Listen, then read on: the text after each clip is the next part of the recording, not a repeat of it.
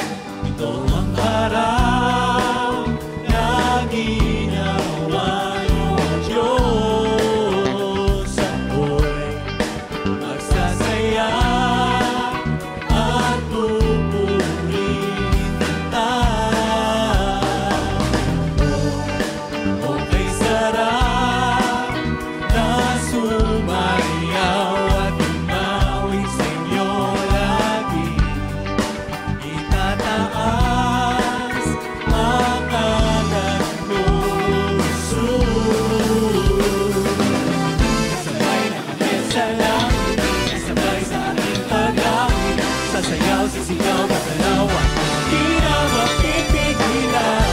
Sinasamba kita, kayo lang at wala nang iba.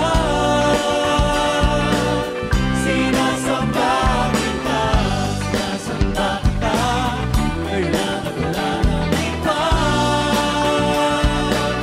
Sinasamba kita, sinasamba kita, kayo lang at wala nang iba.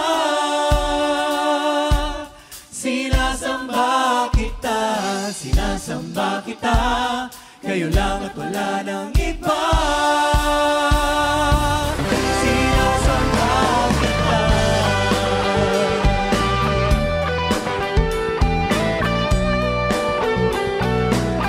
Sinasamba kita.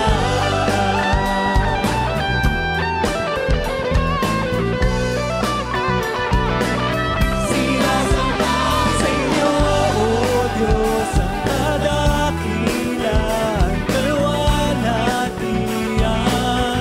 Sinasamba sa inyo, O Diyos, ang kadakilan, kaluwalhatian. Sinasamba sa inyo, O Diyos, ang kadakilan, kaluwalhatian.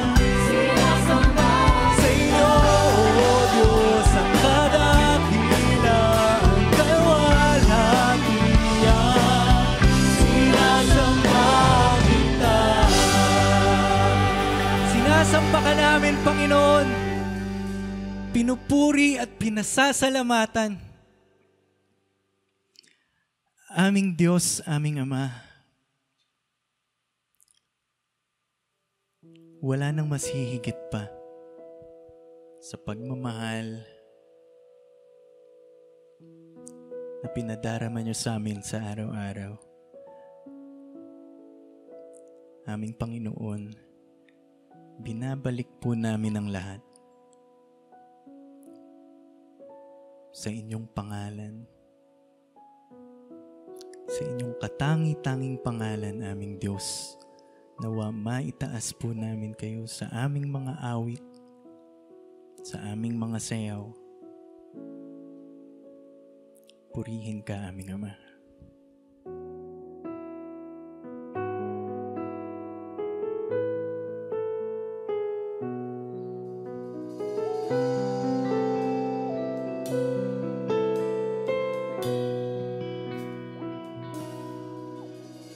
Awitin ko man lahat ng awit sa mundo, di kayang ilarawan ng kadakilaan nyo. Kulang ang lahat ng tula, kulang maging mga salita upang ihayag ang kabutihan nyo.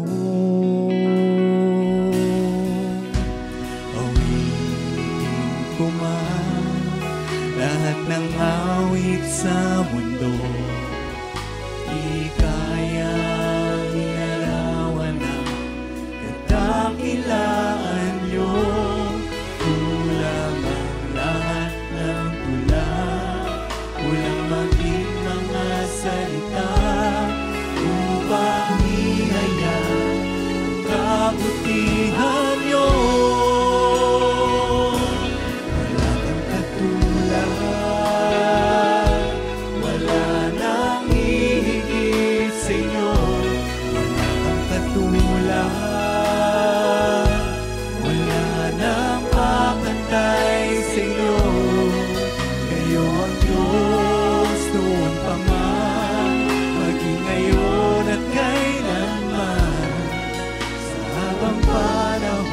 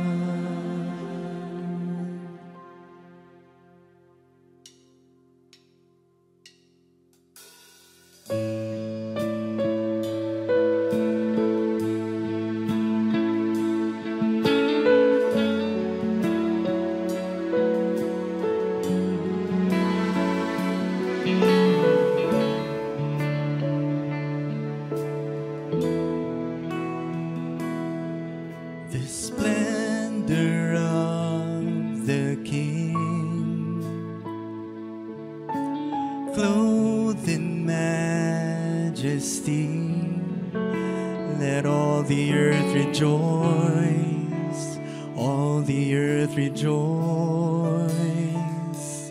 He wraps himself in light, and darkness tries to hide, and trembles at his voice, trembles at his voice. Great is our God.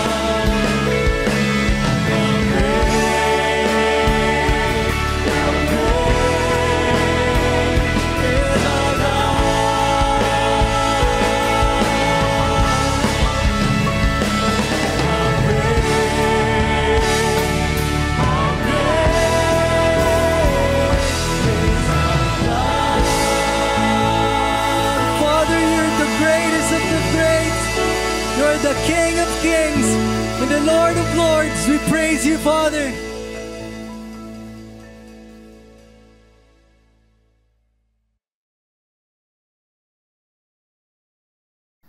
John 5:24.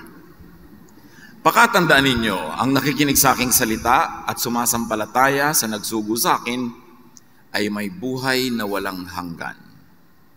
Hindi na siya hahatulan, kundi nakatawid na siya sa buhay mula sa kamatayan. Christianity to Jesusness. Father, we thank you for life. We thank you for salvation, and we thank you for the work of your Son, Jesus. Refresh our minds, touch our hearts, lead us, teach us. In the name of Him who died for us, who is your Son, our living Lord and Savior, we pray with thanksgiving. May tinatawag na honeymoon period ang mga tumatanggap kay Jesus. Yung mga unang araw, linggo, buwan, kuminsan taon, na parang laging spiritually high, laging parang ang ligaligaya, ang saya-saya. But after the honeymoon period, the usual Bible-based Christianity could affect negative feelings. Hindi laging nagtatagal yung ganong feeling. Because after stepping back on the ground, many Christians actually have feelings of failure. Na hindi naman talaga nila natutupad yung mga utos sa Bible, hindi naman talaga nangyayari sa kanila lahat yung dapat mangyari, and therefore it leads to feelings of guilt. And if not treated well, it leads to hypocrisy. They pretend that everything is well because everybody else in the church seems to be well. At itatago nila ang kanilang mga kabiguan, mga pagkakamali, pagkukulang, at kuminsan pa, to absolve themselves, they project their guilt on others. It can happen that people they do this, and it is because of a misplaced self-righteousness. O kaya naman, ang feeling ng iba, yung parang wow, tagumpay na tagumpay sila sa kanilang spiritual life, na napakaayos ang kanilang buhay, tumino lahat. Sometimes it could lead to feelings of self-righteousness, which leads to feelings of judgmentalism, and unkindness, even cruelty to fellow believers who are failing. So dalawa ang pwedeng maging negative feeling ng mga born-again Christians after the honeymoon period, so-called. O kaya a combination of those feelings.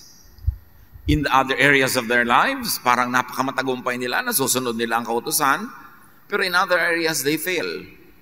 So it leads to double-mindedness, sometimes to double lives.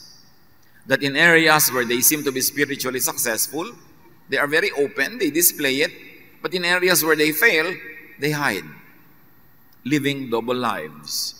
Of course, it leads to internal confusion, and in many other cases, to depression. Kaya maraming Kristiyano depressed, kung aaminin lang. Kasi hating-hati ang loob. Yung laging gusto kong bumayat pero di ko magawa. Bakit itong sinasabi sa Bible hindi nangyayari sa buhay ko? Ba't ang tagal-tagal ko nang Bible, ganito pa rin ako? Because usual Bible-based, legalistic Christianity could be oppressive instead of liberating. Nanumula nung nagbasa ng Biblia, umaten ng church at nagka-ministry, sa halip na lumaya, lalong nagapos.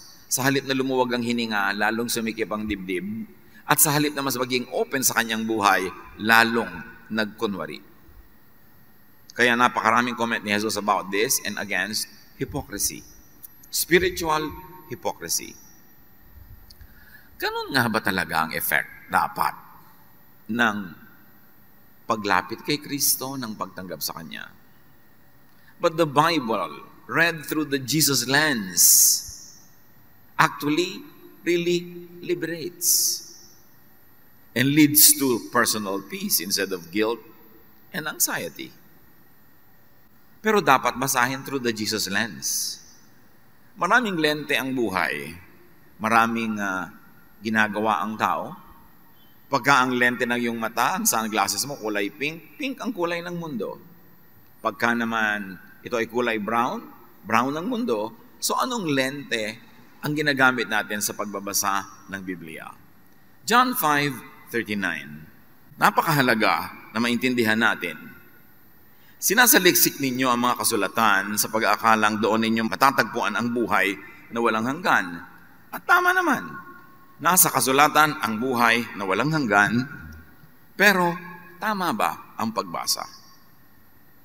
All scripture is God-breathed and is useful for teaching, rebuking, correcting, and training in righteousness. Kapakipakinabang sa pagtuturo ng katotohanan, sa pagsaway sa kamalian, at sa pagtuwid sa mga likong gawain. Lagi na lang na ang usual interpretation nito na ang all scripture ay ginagamit at kapakipakinabang sa pagtutuwid ng mga kasalanan o inaakala nating kasalanan, kaya laging ginagamit ang scripture pambato. Paano kung ang itutuwid pala ng scripture ang Pharisees? Ang maling interpretation and application. Na ang kasalanan palang tinutukoy dito, hindi yung usual na kasalanan na paglabag sa batas, kundi yung kasalanan ng panghusga. Kasalanan ng pagpapataw ng napakabigat na mga pasanin sa mga tao. Paano kung ito yung ipinapatuwid? Lagi kasing ginagamit ang verse na ito, all scripture is God-breathed, useful for rebuking people that we think are committing sins against the law.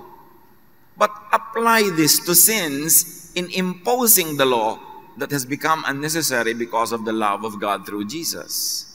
Suddenly, maiiba ang pananaw mo. Hindi na ngayon yung babaeng mukhang nagkakasala ang nire-rebuke mo, kundi yung self-righteous manang na laging nagpapahirap sa loob ng babaeng ito. Ang ire-rebuke mo na ay hindi yung parang kulang sa pagbabasa ng Biblia, kundi yung sobra at sinasakal na niya ang iba. Anong sin ang tinutukoy na it is useful for rebuking, correcting, and training? And what is righteousness here? The righteousness of Moses or the righteousness through Jesus, which is received by faith? Sino ang dapat nire-rebuke? Yung mga Pharisees o yung mga pinapagalitan ng Pharisees? Akala natin lagi yung pinapagalitan ng Pharisees, di walang naiba. Ganun pa rin. Bakit pa dumating si Jesus? Sino ang dapat laging babatuhin? Yung babaeng nahuli nila na nagkasala according to their law? O yung mga taong gustong mambato ang siya namang dapat batuhin? Sino ang dapat rebukin ng Scripture? Pag ang ginamit natin ng Scripture sa pagre-rebuke ng mga taong nagkakasala against the law, di walang naiba, bakit pa dumating si Jesus? At lahat tayo laging mare-rebuke. At lahat tayo laging mangre-rebuke. Dapat daw ito importante at kapakipakinabang sa pagtuturo ng katotohanan. Pero anong katotohanan? Kaninong katotohanan? Aling kamalian ang dapat na ituwid? Sino ang sinasaway? Ang sasawayin mo ba yung Pharisee o yung mga karaniwang taong laging pinapagalitan ng Pharisee? At paano sumaway? Paano magpasaway? Paano magtuwid? Paano magpapatuwid? Dapat lahat ito suriin. Kasi pag in-apply mo itong all scripture is God-breathed and useful for teaching, rebuking, correcting, and training in righteousness, ginamit mo ito against those people that you think are breaking the law, then nabaliwala ang grace. Ang dapat ang nire-rebuke ngayon yung mga sobrang manakal, magpahirap, manghusig, manghusga ng kapwa. Use, misuse, and abuse of Scripture is root cause of Christian hardship. Napakahirap ng nararanasan ng mga tao dahil hirap na hirap ang mga tao sa pagsunod. Hirap na hirap sila dahil dumating na nga si Jesus para palayain sila sa pagpapahirap na yon. Pero parang wala nangyari. Kaya habang nagbabasa ng Biblia, habang nagpapaka-banal-banal, lalong sumisikip ang dibdib. Kasi sa totoong buhay, hindi naman talaga nasusunod kahit ng born-again Christian ang lahat ng yan. Dati, alam niya hindi niya nasusunod. Pero ngayong siya ay Kristiyano na nadagdagan ng guilt dahil ine-expect na dapat nasusunod na. Nasaan yung grace kung yung law uli ang pairalin? So how could Scripture be used correctly? How could misuse and abuse of Scripture be prevented? Or minimized, at least? What is the relevance and connection of Jesus to Scripture? Why was Jesus sent by the Father? Sagutin ang lahat ng ito. To set people free from the law. So that they don't need to be guilty when they are short by the standards of the law. Kaya meron tayong tinutukoy na Jesus filter. At ano ang Jesus filter na ito? Parang salaan. Sinasala natin ang lahat ng katuruan, ng mga batas, ng Old Testament, maging ng New Testament, sa pamamagitan ng salaan ni Jesus. At dapat yung lumalampas dito na i-apply natin ngayon sa ating buhay ay mga loving applications. So may mga old laws that can still be used up to now kung loving at papasa kay Jesus. At yung mga hindi na loving, hindi na pumapasa, hindi na gracious and kind, isa sa isang tabi na. Kaya dumating si Jesus to set us free from the oppression of the law. Napaka-importanting isip-isipin, paano natin gagamitin ang Scripture? Trying to live by all the laws and regulations in the Bible without the Jesus filter could really make people guilty and anxious. Because no one can follow all the laws all the time.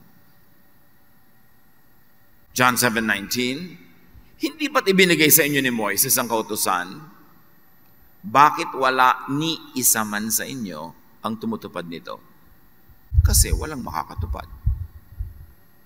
Acts 15:10, sinabi ni Pedro sa mga overzealous Christians that wanted to impose the law on Gentile believers, now then, why do you test God, or why do you make God angry by putting on the necks of Gentiles a yoke that neither we nor our ancestors have been able to bear? Bakit nyo ginagalit ang Diyos? Inalagyan nyo ng pamatok ang mga Gentile na hindi naman Hudyo, na mga pamatok na mga Hudyo na ni tayo at ang ating mga ninuno hindi naman nakayang dalhin. Kaya sabi ni Kristo, come to me, my yoke is easy, my burden is light. You don't have to carry the yoke of the law. Yung sa akin madali, sa akin ay magaan, kasi ako ang pumasan ng lahat ng hirap. Bakit kailangang ilagay sa leeg, sa balikat ng mga hindi naman Hudyo, ang mga batasan ng mga Hudyo, na ni ang Hudyo'y hindi naman nakayang sumunod. Bakit mahirap when you're under the law? Because breaking one law means breaking all. Pagka sa law ka sumunod, kailangan sundin mo lahat. James 2:10, ang lumalabag sa isang utos, kahit tumutupad sa iba pa, ay lumalabag sa buong kautusan.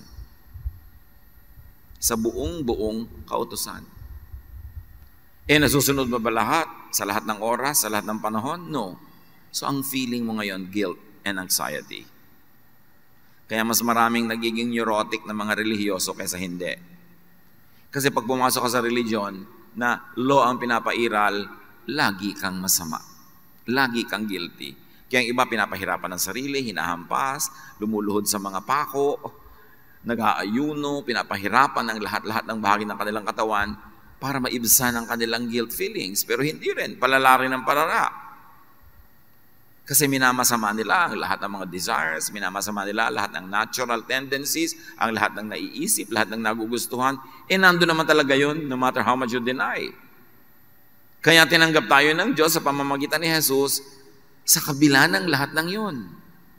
Tapos, matapos ang isang tao na tumanggap sa Panginoon, ibabalik mo na naman siya sa law, di pinahirapan mo lang siya lalo. Romans 7:7 and 9, kundi dahil sa utusan ay hindi ko sana nalaman kung ano ang kasalanan. Nang dumating ang utos, nabuhay ang kasalanan.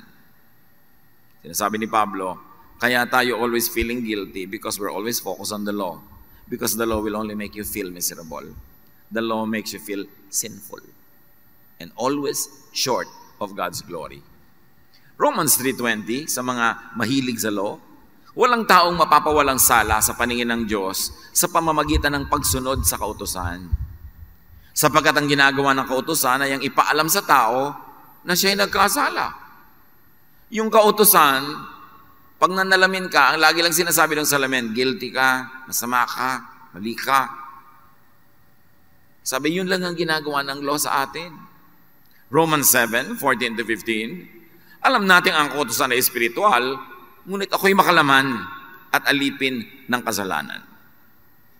The way Paul looks at sin and righteousness is very interesting kasi pinaghiwalay niya ang espiritu at ang katawan, which was the prevalent Greek philosophy in the first century of Christianity. Yun ang umiiral na kaisipan ng mga Griego na lahat ng bagay na makalupa, may kinalaman sa katawan ay masama. At ang tama, banal at maganda ay yun lamang espiritual, yung hindi nakikita, yung nasa langit. Kaya sabi ni Pablo, lahat ng may kinalaman sa aking katawan, makasalanan. Hindi ko maunawaan ang aking sarili. Patuloy pa niya. Sapagkat hindi ko ginagawa ang gusto ko. Ano ba yung gusto niya? Kung yung ideya niya kung ano ang kabanalan. Sabi ko, ano iniisip kong kabanalan? Hindi naman yun ang nagagawa ko. Sa halip, ang kinasusuklaman ko, at ano yun, yung mga sa tingin niya ay siyang tama, ay maling gawin, yung mga kinasusuklaman niya na unlawful activities, yung ganon, ang siya kong ginagawa. In other words, Paul was saying, yung natural na gusto ko masama. Yung maganda, hindi ko talaga magawa. Kasi ang katawan ko alipin ng kasalanan. That's why he felt very miserable. Because pagka-law ang pinairal, ang pag-akyat sa langit ay parang pag-akyat ng hagdan na ang mga baitang ay matatalim na mga kutsilyo. Ganyan. Subukan yung akyatin ng hagdan na to. Lahat ng hahawakan nyo at tatapakan, nahihiwa kayo, nahihirapan kayo, laslas na kayo, duguan, hirap na hirap. Yan ang pag-akyat sa Diyos through the law. Na ginawa ng Panginoon na madali dahil nilagyan ng elevator na si Jesus. That through the Jesus elevator, you don't have to bleed. Jesus did the bleeding. The yoke is easy, the burden is light. At marami mga Kristiyano lito, yung mga hakbangan ng ganung hagdan na may mga kutsilyo, pinaghalo nila ang law and grace. Pinaghalo si Moses at si Jesus. So, may mga hakbang na kutsilyo, may mga hakbang na kutsyon, yun si Jesus, tapos kutsilyo ulit. Kaya, ano ba ako ngayon? Law or grace? Ano bang iiral sa buhay ko ngayon? The grace of God or the strictness of the law? Magkahalo. Kaya ang buhay nila, magkahalo. Lito. The Jesus filter is the cancellation by Jesus of many old laws and even new laws that were yet to be invented by later Christians. Yung Jesus filter, dadaan doon lahat ng old law. Pero lahat din ng law na inimbento ng church after Jesus, even the New Testament church, dapat padaanin din doon. Kasi marami rin silang ibinalik na law. Tulad ng mga sabi ni James, huwag pa rin kayong kakain ng ganito, kayong gagawa ng ganon. Yung mga Judaizers, gusto pa rin nilang i-circumcise ang mga Gentile believers. So marami silang ibinalik na laws. So kailangan natin ng Jesus filter talaga. Ano yan? Yung mga regulations, mga teachings, traditions, law, doctrines, padaanin sa Jesusness filter. At yung lalampas lang sa filter, yung nagpuproduce ng love, ng rest, ng peace, ng quietness, yun ang ipamuhay at atupagin. What we call the Jesus filter. But you don't want the law, you don't want legalism, you want Jesusness. Because Jesusness is what gives us peace and rest and love. Colossians 2:13-14, when you were dead in your sins, God made you alive with Christ. He forgave us all our sins. Having canceled the charge of our legal indebtedness, He has taken it away, nailing it to the cross. Lahat ng utang natin sa legalism ng law, binayaran ni Jesus. Canceled, taken away, nailed forever to the cross, dead, buried. And what resurrected? Who resurrected was Jesus. Not legalism, not the law, but love. At ito ang dapat igiit sa mga Kristiyanong confused, pinaghahalo-halo ang law at love, araw-araw. Kaya failure, success, guilt, nice feeling, Nakakalito. Ephesians 2:14-15, for He Himself is our peace, setting aside in His flesh the law with its commands and regulations. Pinawalang bisa niya ang kautusan kasama ang mga utos at mga alituntunin nito. May lilinaw pa ba? Pinawalang bisa ang mga kautusan. Bakit laki natin pinapairal sa kapwa at sa sarili? Hindi naman natin nasusunod, guilt lang ang bunga. Kasi kung may bisa pa yan, baliwala ang kamatayan at pagkabuhay na muli ni Jesus, nagsayang siya ng panahon. Hebrews 8:7-13, for if there had been nothing wrong with the first covenant, the Old Testament, no place would have been sought for another. By calling this covenant new, He has made the first one obsolete. And what is obsolete and outdated will soon disappear. Ubod ng linaw. Kung wala daw mali sa unang tipan, bakit gagawa pa ng bagong tipan? E di ituloy na lang yung lumang tipan. At sa pagtawag daw ng new covenant, ng new agreement, ng bagong tipan, binaliwala, kinancel na yung lumang tipan. Hebrews, very clear. Inalis na ang batas. Inalis na yung bato na pamatay. Ano yung ipinapambato? Ano yung ipinapamatay sa mga nagkakasala tulad ng babaeng gustong batuhin ng buong barangay? Law. Without the law, there is no more stone that you can use to stone others to death. Bakit pa isinugo si Jesus? Kung walang kakulangan ng unang tipan, hindi na sana nangailangan pa ng pangalawa. No?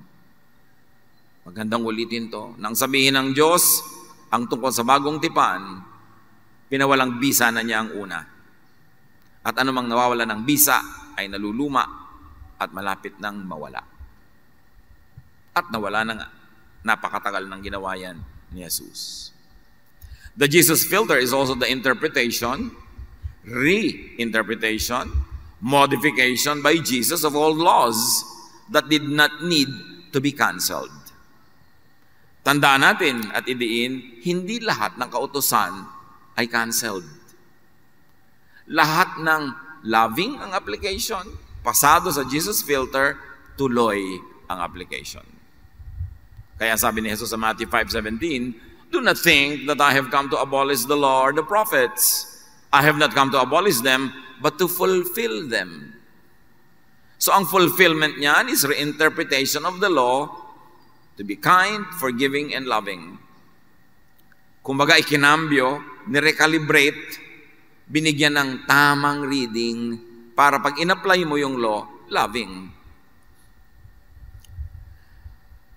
The continuation of the law that is loving is Jesusness. Hindi lahat canceled. Matthew 5:21-22, may series of teachings si Jesus na ganito yung tema. You have heard that it was said to the people long ago, you shall not murder, and anyone who murders will be subject to judgment. But I tell you that anyone who is angry with a brother or sister will be subject to judgment. Sabi niya, alam nyo, di ba mayroong dating batas na kailangan huwag kang papatay? Ito lang yung sabi ni Jesus. Pagka nagalit ka, kanino man, pumatay ka na, lalong humirap. So, ang ibig sabihin niya, yung galit na yan, yung kaparusahan sa galit na yan, lagi niyong dadalhin kung hindi niyo marirealize na dapat na lang kayo magpatawad tulad ng pagpapatawad sa inyo ng Ama. Ano man ang gawin yung pagsunod sa batas, kulang. Pinapakita ni Jesus na yung batas, kulang yan. Kasi, sabi niya, huwag kang papatay, pero I tell you, ang tunay na kahulugan yan, ni huwag ka magalit. So law ka pa rin? Pwedeng hindi ka nakakapatay. Pwede, marami sa atin nun. Pero nagagalit tayo, sabi ni Jesus, pareho lang yun.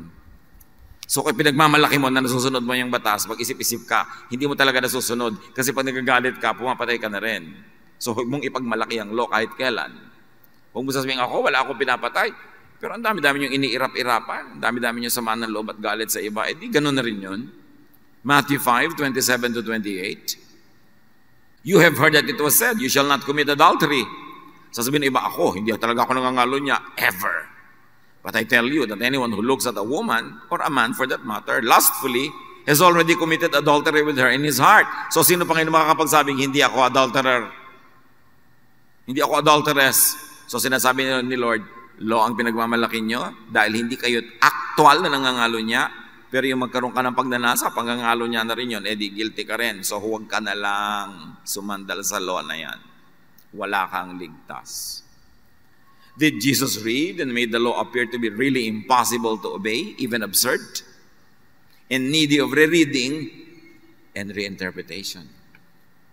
Sinasabi ni Jesus, pag sa law kayo umasa, wala kayong pag-asa. Kaya hali kayo, basahin yung muli through my lens, padaanin through my filter, because only in my love, the forgiveness of God the Father in heaven, will you have hope. The Jesus filter is the standard by Jesus in dealing with one's shortcomings. At ano yun? Forgiveness. Hindi panunuri, pagsusukat, panghuhusga, pagpaparusa ang sagot sa ating mga pagkukulang, kundi forgiveness. The forgiveness of God. At yun din ang hinihinging sagot natin sa pagkukulang, pagkakasala ng iba sa atin. Forgiveness pa rin. Nandun lang ang pahinga. Pag pinatawad mo ang tao, mapapahinga siya. At ikaw din. Kasi habang hindi mo siya pinapatawad, ikaw din ang nagdadala ng galit. Pagod ka rin. Matthew 6:14 to 15. Sapagkat kung pinapatawad ninyo ang mga nakakasala sa inyo, patatawarin din kayo ng inyong Ama na nasa langit. Ngunit kung hindi ninyo pinapatawad ang inyong kapwa, hindi rin patatawarin ng inyong Ama ang inyong mga kasalanan. So para tayo mapunta sa Ama, it's not by obeying the law, but by being forgiven by God. And that happens when we also forgive others. Ang standard ni Jesus, tolerance of others and of self. Pagtanggap. Kumisan, tinitiis mo ang pagtanggap, pero tiisin mo, tanggapin mo, tolerance. Kasi ganun ang ginagawa ng Ama sa atin through Jesus.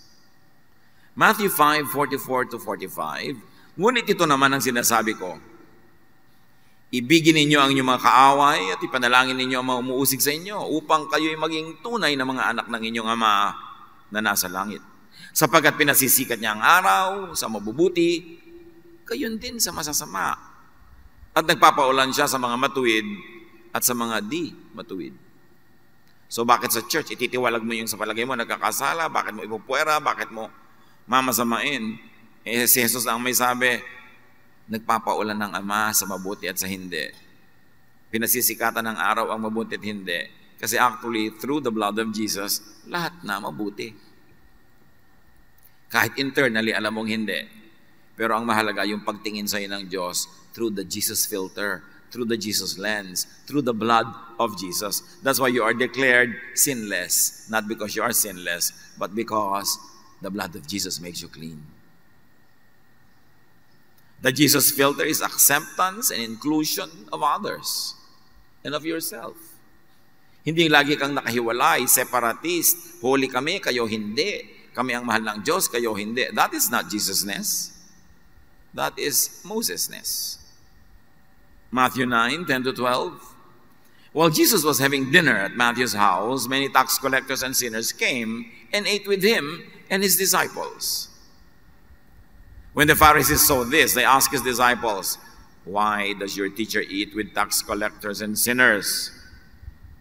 On hearing this, Jesus said, "It's not the healthy who need a doctor, but the sick." But in reality, the Pharisees were sicker. They were more sick than the people they call sinners. So the Jesus filter is really all about love.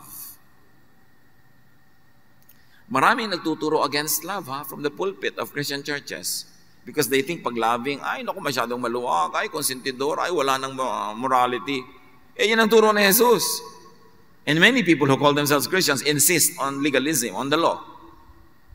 na namatay nga si Jesus dahil sa law. John 13:34-35, a new command I give you. Isang command na lang ibinigay ni Jesus in place of all the commands of old. Love one another as I have loved you.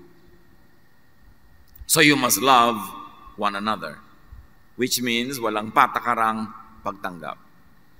By this, everyone will know that you are my disciples if you love one another. Paano daw nakikilala ang tunay na tagasunod ni Jesus kung may pagmamahalan? Kaya maraming mga churches nakalagay sa gate, statement of faith. Nakalista doon lahat ang pananiniwalaan at pag hindi ka naniwala doon, talsik ka, uusgahan ka, sisipain ka. Dapat lang sa statement of faith, may nakalagay na puso, love. Yan kami. Makikilala nyo kami na maka-Kristo, maka-Jesus, kung makikita nyo at mararamdaman ang love. Napakahalaga. But let us not be unreasonable in our expectations of love. Nakit hindi ka na sumusunod sa mga regulasyon na para may kaayusan, mga human regulations for the sake of order, gusto mo itolerate ka pa rin dahil love, wrong application. Kasi hindi ka loving sa park mo, sa pag-park mo sa no parking area. Hindi ka loving kung hindi ka sumusunod sa mga crowd control and discipline dahil nakakagulo ka sa iba. So meron pa rin mga ganung uri ng regulasyones pero hindi may kinalaman sa personal holiness kundi sa public order. Dapat meron talagang mga regulasyon para hindi magulo. The Bible, when read, understood, interpreted, and applied through the Jesus filter, will not lead to burdensome religiosity. Dapat hindi bigat ang nararamdaman ng sumusunod kay Jesus. But this is what traditional Christianity had become. Instead, it should lead to fresh, refreshing, empowering, and enjoyable Jesusness. Kaya yung word na Christianity, nagkaroon ng napakaraming negative attachments. All throughout time, maraming Christians went to war in the name of God. During the Crusades, halos ilang daang taon yan, na nililipol ng mga Western Christians, yung mga Muslims sa Middle East. Kaya hanggang ngayon, meron pang sama ng loob ang mga yun tungkol dito sa Crusades. Maraming mga war ang mga Protestants versus Catholics in Europe. Ang dami-dami mga bansa ang sinakop, kinawawa, dinusta ng Western civilizations in the name of evangelism and in the name of God. Kaya yung word na Christianity, ang gulo-gulo na, marami nang kasama yon na negative. We should go back to Jesusness. Plain, simple, pure, minus the additions and subtractions of religion. Jesusness gives peace and rest, promotes love, and is really what Jesus teaches and gives. In fact, the first believers were not even called Christians. They were called followers of the way. And the way was Jesus, and the way was the way, the method, the style of Jesus. John 5:24, pakatandaan ninyo, ang nakikinig sa aking salita at sumampalataya sa nagsugo sa akin ay may buhay na walang hanggan. Hindi na siya hahatulan, kundi nakatawid na siya sa buhay mula sa kamatayan. So, believers of Jesus have no business judging one another. Kasi sinabi, hindi na tayo hahatulan. What does that really mean? Huwag tayo laging mag-backslide sa law, sa style ng mahilig sa law na laging nangahatol, nanguhusga sa sarili at sa kapwa. John 10:10, Jesus says, I have come that they may have life and have it to the full. Full life. How can you have a full life when you're always guilty? How can you have a full life when you're always short of the law? You can only have a full life when you are rested and peaceful because you rest in the love of God through Jesus. Not something you earn, but something that is given for free. Not something that you keep, but is kept by Jesus in heaven because He always lives to make intercession for people like us. Matthew 11:28-30, probably the most repeated scripture ever sa atin because it's the central teaching of Jesus and should be the main effect of Jesusness. Come to me, all of you who are weary and burdened by the law yun, and I'll give you rest from the law. Take my yoke upon you and learn from me, not from the lawgivers, for I am gentle and humble in heart, not like them. and you will find rest for your souls, not stress, not anxiety. For my yoke is easy and my burden is light, not heavy like the burden of the law. John 14:27, peace I leave with you. My peace I give you. I do not give to you as the world gives. Do not let your hearts be troubled, and do not be afraid of the law and punishment. Marami pa, Kristiyano na nga, takot na takot pa sa second coming, takot na takot pa sa end of the world. Dumadating si Jesus, matatakot ka. Di ba dapat matuwa ka nun? Tinatakot kasi ng religion. Laging pananakot. Laging kulang ka. Repent. The end is near. Nagtagal ko na nag-repent. Ba't pa ulit-ulit? At yung the end is near na yan, 2,000 taon na yan eh.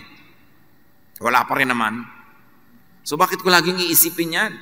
Ang dapat isipin ko, mahalin ang kapwa, alagaan ang aking sarili at ang aking kapwa, magpaka-Jesus, at kung kailan man darating yan, hindi dumating, sabi nga ni Jesus, tanong kayo ng tanong, ni ako nga, hindi ko alam yan eh. Hindi yan alam ng mga anghel. Bakit nyo ba inuukil-kil na alamin yan?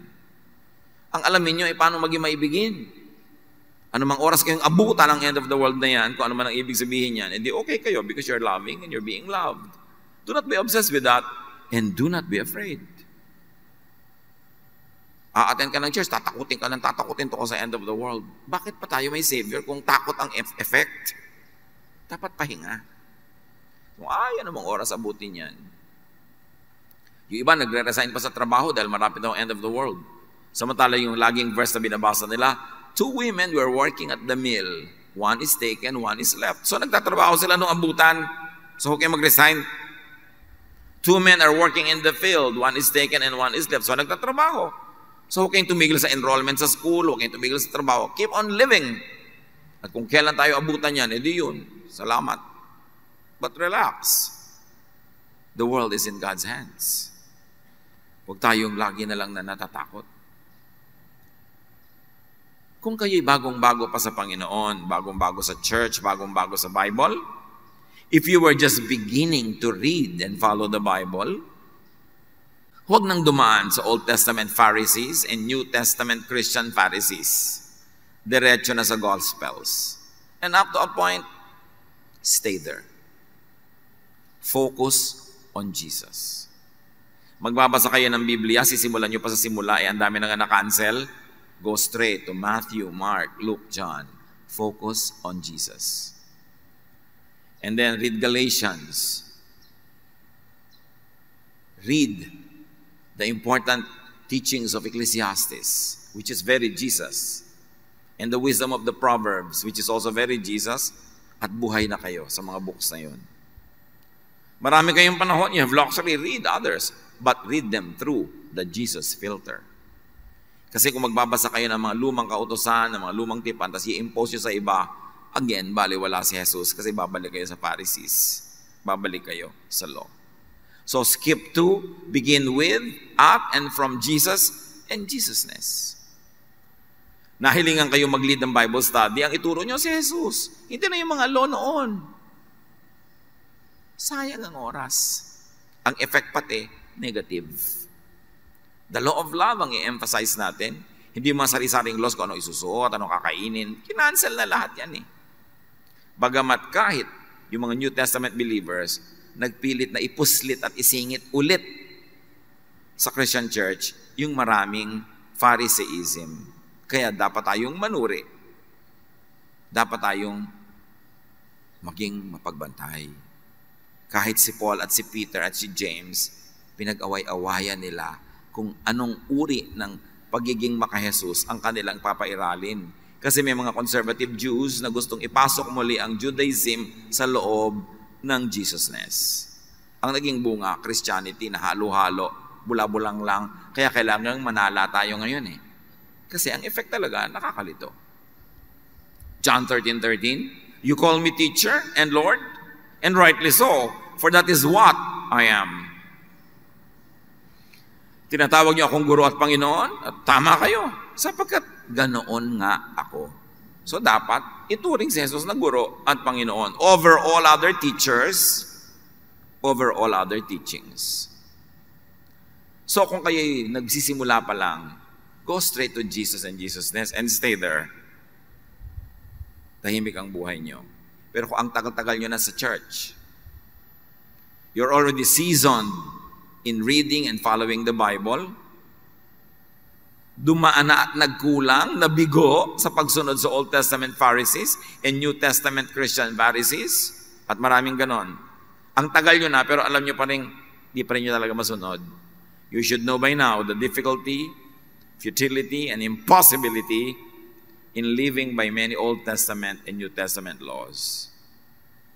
So, huwag na kayong magpasakop muli sa mga laws. Nakita nyo na at napatunayan na hindi talaga nasusunod. Huwag ipagpilitan. Romans 7:21-25, ito ang natuklasan ko, sabi ni Pablo. Kapag nais kong gumawa ng mabuti, at ano yung mabuti? Yung according to the law. Ang masama ay malapit sa akin. Ano yun? According to my human nature. Sa kaibuturan ng aking puso, ako'y nalulugod sa kautusan ng Diyos, pero hindi ko magawa.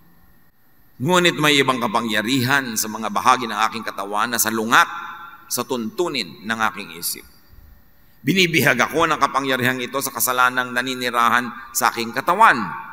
Again, because Paul was subscribing to the Greek ideology and Greek philosophy na ang katawan ay masama, everything earthly and physical is bad, and only that which is unseen, which is in heaven, is good. Kaya sabi niya, ang lahat ng reality ko, bad tuloy. Kay saklap ng aking kalagayan. Sabi niya sa verse 24. Pag ganyan, na sinusukat ko lagi ang sarili ko sa law, hopeless ako. Sino ang magliligtas sa akin mula sa katawang ito na nagdadala sa akin sa kamatayan? Sino ang magliligtas sa akin sa law? Sa inability ko to obey the law? Wala nang iba kundi ang Diyos sa pamamagitan ni Jesucristo na ating Panginoon. Salamat sa Kanya. Sabi ni Pablo. Sabi kung ako lang, di ko talaga magagawa. Ako na ito si Paul. Ako na ito. Di ko talaga magagawa yan. Lahat tayo din natin magagawa. Paano na tayo? Ay, salamat may grace. Salamat may love. Kasi ang talagang magliligtas sa atin ay hindi ang pagsunod, hindi ang paggawa. Kasi hindi natin masusunod lahat at magagawa lahat all the time. Ang magliligtas sa atin ay ang walang patakarang pagmamahal at pagtanggap ng Diyos sa pamamagitan ni Jesus. Kaya pwedeng magpahinga. Kaya pwedeng matahimik ang tao. Ang atupagin, grow in spirit. To grow, dapat may na-outgrow. Para ka lumaki, meron kang pinagkakalakhan, meron kang iniiwan. 1 Corinthians 13:11, nung ako'y bata pa, ako'y nagsasalita, nag-iisip at nangangatwirang tulad ng bata. Ngayong ako'y mayroon ng sapat na gulang, iniwanan ko na ang mga asal ng bata. At ano pinag-uusapan dito? Legalism. Subscription to the law. Sabi ni Pablo, kasi si Pablo, dahil tao din naman, nag-develop din siya. Hindi naman lahat ng paninindigan niya nung una, gano'n na rin hanggang tumanda siya. Nag-develop din. Kaya sabi ni Jesus, nung araw, masyado ako legalistic. Pero ngayon, mature na ako, hindi na ako isip bata. Naunawaan ko na ang pag-ibig. Kaya si Paul noon na laging nagagalit, lagi may pinapagalitan, may pinapatiwalag pa, nung lumaon, sabi niya sa 1 Corinthians 13. So, meron daw iba, faith, hope, love. But the greatest of this is love. Na-realize ni Paul at itinuro ni Paul na at the end of the day, ang pinakadakila sa lahat ng katuruan ay ang pag-ibig. Imagine faith, hope, love. Sabi niya, the greatest is love. It's even greater than faith. It is even greater than hope. Love is what God is all about through Jesus. Na-develop din ang kanyang theology. So kung susunod-sunod ka sa theology niya, nung isip bata pa siya, pero nag-mature naman siya, at hindi mo napansin na nag-mature siya, at love nang in-emphasize niya later, lugi ka rin kahit kay Paul. Kailangan makita mong nag-develop din siya. Jesus grew in wisdom and stature, in favor with God and men. Even Jesus grew in ministry. So dapat, we should grow. Yung mga pag-iisip natin nung araw, na litong-lito, loba o love, grow and follow Paul. Sabi niya, the greatest is love. Then change From glory to glory. From one degree of Jesusness to another. 2 Corinthians 3:18, and we all are being transformed into His image with ever-increasing glory. Ang dapat goal natin, maging lalong kamukha ni Jesus. We grow into Jesusness. Kung may magiging mas kamukha tayo, hindi sino mang propeta, hindi sino mang teacher, si Jesus. And have the new wine and use the new wine skin. And this is Jesus. Isa sa mga pinakamahalaga niyang talinghaga, bagong alak sa bagong lalagyan. Ibig sabihin, bagong pag-iisip sa bagong utak, bagong estilo ng paglapit sa Diyos sa paraan ni Jesus. Mark 2:22, and no one pours new wine into old wineskins, otherwise the wine will burst the skins, and both the wine and the wineskins will be ruined. No, they pour new wine into new wineskins.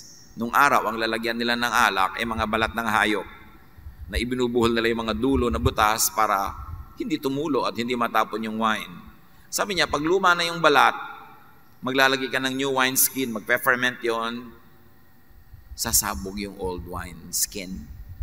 Kaya pag may new wine, dapat new wine skin. So may bagong katuruan, which is love against the law, dapat bago din ang utak natin na paglalagyan nun. Kung hindi, sasabog ka. Pag pinagsama mo yung old law and new wine of love, sasabog ka, malilito ka. Kaya dapat bagong pananaw, bagong utak, bagong brain. Be changed by the renewing of your mind. Sabi ni Paul. So grow into Jesusness, into the new mindset. Mas kamukha ni Jesus tayo dapat sa paglipas ng oras. 1 John 2:6, sino mang nagsasabing nananatili siya sa Diyos, ay dapat mamuhay tulad ng pamumuhay ni Jesucristo. Hindi ninuman. Then and only then will you understand Jesus and experience peace, rest, and love. Philippians 4:5 and 7, let your gentleness be evident to all. The Lord is near. And the peace of God, which transcends all understanding, will guard your hearts and your minds in Christ Jesus. So, maging banayad kayo sa inyong pananalita, sa inyong kilos at asal. At pag banayad kayo, mabait kayo sa isa't isa, maiintindihan nyo si Jesus. At paghaharian kayo ng kapayapaan. And then and only then will you actually truthfully practice loving. 1 John 4:7-8. Let us love one another, for love comes from God. Everyone who loves has been born of God and knows God. Whoever does not love does not know God, because God is love. Kung puro ka legalismo, puro ka kahigpitan, hindi ka loving, puro ka righteousness, tapos ang cruel mo, you don't know God. And God doesn't reside in you, sabi ng verse. 1 John 4:11-12, since God loved us, we ought to love one another. No one has ever seen God, but if we love one another, God lives in us, and His love is made complete in us. In other words, God, the invisible, is made visible by our love for one another. Pag nagmamahalan ng mga anak ng Diyos, nakikita ang Diyos. Old traditional Christianity is still burdened by the law. New wine, new life. In other words, Jesusness is all of love, peace, and rest. Huwag paghalu-haluin. The historical journey was from Jesus the way to Christianity. Dapat ibalik to Jesus again. Put Jesus back into Christianity. Put the love back. Be loving and enjoy your Jesusness. Mabuhay ang Panginoon. Salamat sa Kanya.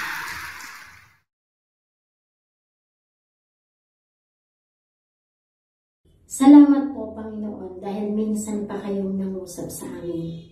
Minsan niyong pinahayag sa amin at itinuro pa muli kung paano maging tunay na mabuting Kristiyano. Dahil nais niyo kaming maging banayad sa aming pag-uugali at tunay na nagmamahal sa aming kapwa. Kaya nga po, kami ay nagpapasalamat sa inyong presensya sa aming buhay.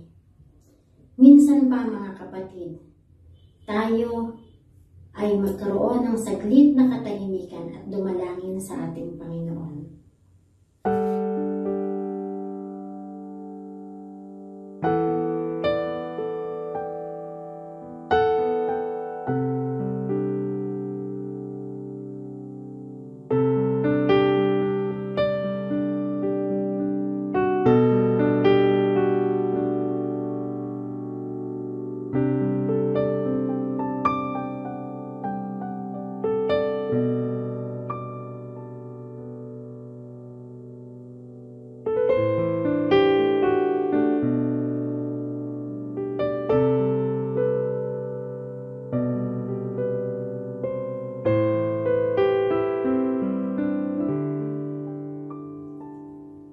Sa aming paglapit, Ama, nagpapahayag po kami ng aming pagpupuri at pagdakila sa inyo.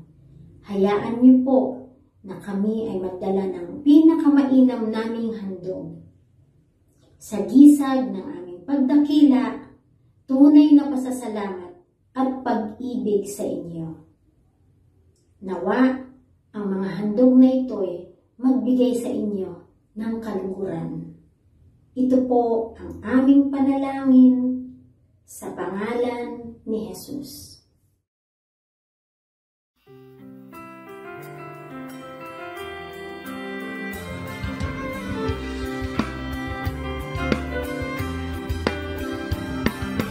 Aking mga kamay, naghahandog tanging alay, mula sa puso ko'y tigil, sa salamat na hatid.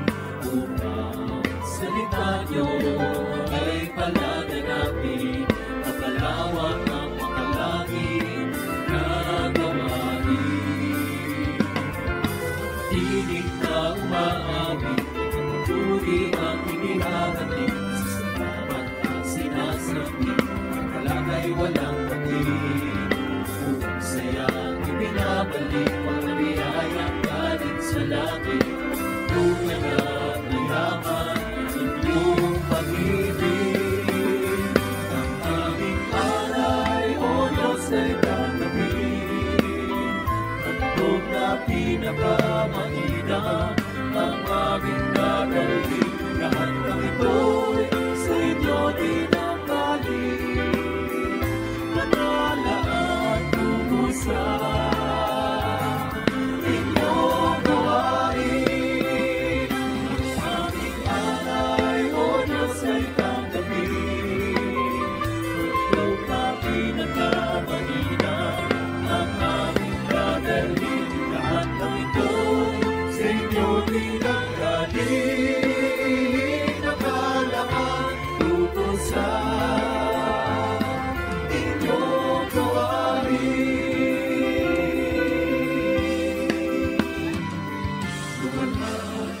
Sa Diyos na ay likha sa ating mundo. Alagod tulungan siya nawa, siya nawa.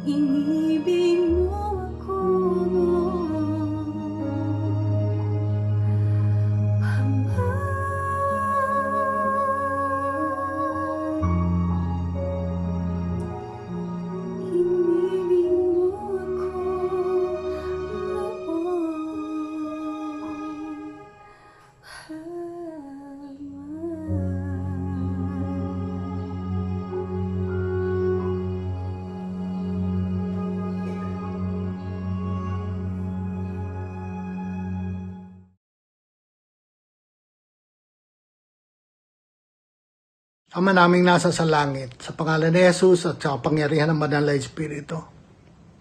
Salamat po sa araw na ito, sa muling pakikipag-ugnay sa bawat isa sa amin, ganun din sa pagbibigay sa amin ng pagkakataon upang kami makapaghandog sa ilalawig ng inyong ministeryo dito sa lupa.